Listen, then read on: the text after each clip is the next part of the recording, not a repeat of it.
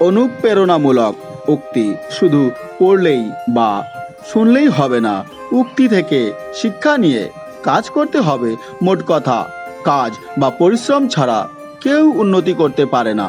তাই সবার উচিত অনুপ্রেরণামূলক উক্তি পড়ে বা শুনে সেই অনুযায়ী কাজ করা।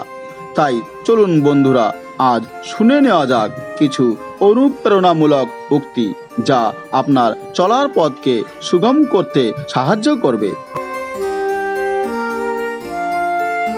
আপনি যদি গরিব হয়ে জন্ম নেন তাহলে এটা আপনার দোষ নয়, কিন্তু গরিব থেকেই যদি মারা যান তবে সেটা আপনার দোষ।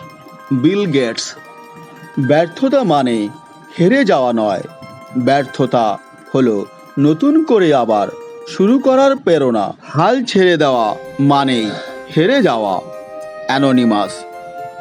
মেধা থাকলেই তাকে মেধাবী বলা যায় না, মেধাবী হলো সেই যার মেধা না থাকা সত্ত্বেও চেষ্টা দিয়ে নিজেকে এগিয়ে নিয়ে যায়। রেদওয়ান মাসুদ।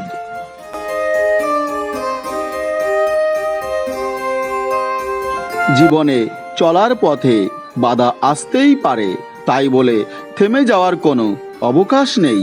যেখানে বাধা আসবে সেখান থেকেই আবার শুরু করতে হবে।